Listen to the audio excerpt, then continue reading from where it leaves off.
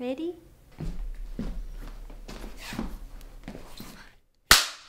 What's it say?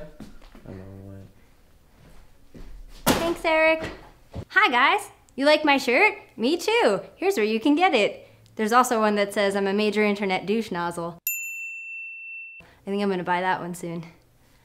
Today I'm doing a new segment called This is a Great Book! Yay, it's really great. Because I could do book reviews, but I probably don't want to talk about books that I don't like, because who has time for that?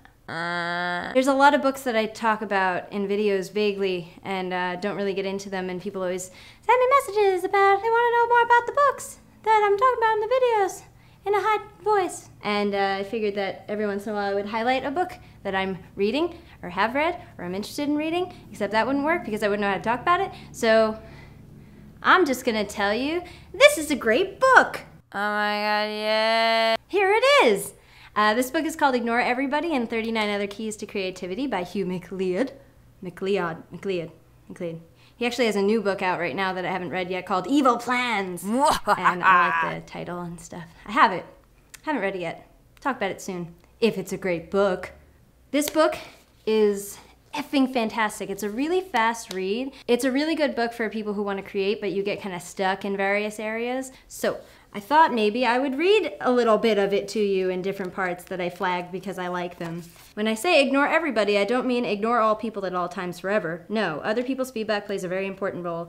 Of course it does. It's more like the better the idea, the more out there it initially will seem to other people, even people you like and respect. This is a really great point he brings up, and I talked about it in a video once before where I was saying that sometimes you bounce ideas off of your friends when you come up with them in hopes of them validating your idea. And he talks a lot about the balance of power in a relationship and how when you tell your friend you have this grandiose idea, sometimes they'll have an adverse reaction to it because they want you to stay the same because that's who they know and that's who they like. And it's not because they don't want good things for you, but their initial gut reaction might be somewhat negative to your idea or kind of put you down. It's not out of them like not being happy for you or not being excited for you. It's just the way things are. People don't like change. And the more out there and crazy and possibly world-changing your idea is, the more likely it is that everyone else is going to tell you you're fucking crazy.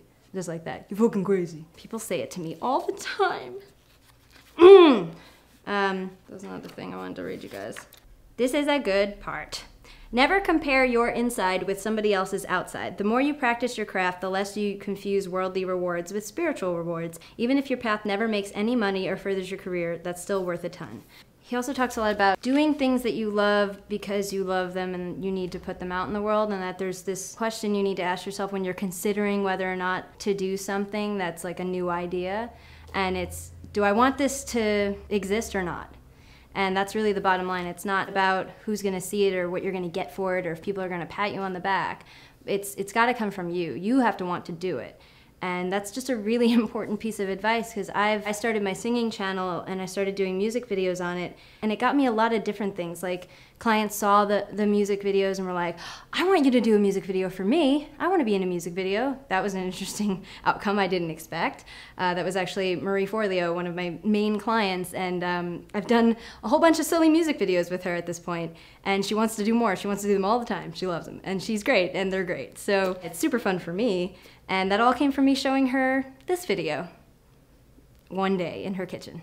So I've also had companies approach me and want me to wear their clothes in my videos, and I don't even get like an exorbitant amount of views. I think some of them have 10,000 views, but that's because they're response videos to Grace and Michelle videos, so that's why people are clicking on them. Or they're searching for that band and it's a popular band, whatever.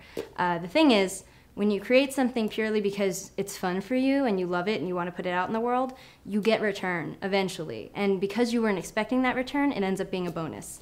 And he talks about that in here too. The last chapter is called This Isn't Rocket Science. And I think that's a really humble chapter because none of this is rocket science. Even if you know it already, it's really good stuff to read, to keep in mind, and to kind of keep pushing you through the creative process, because one of the things he says is about most of the things you work on, you're gonna feel really lonely about it. It's not gonna feel like you have tons of support from everyone around you, and that's scary, but you need to just push through and take the risk, because if you don't, you'll never be anything, ever, and you'll just fall into a pit of obscurity and mediocrity, and you'll hate yourself.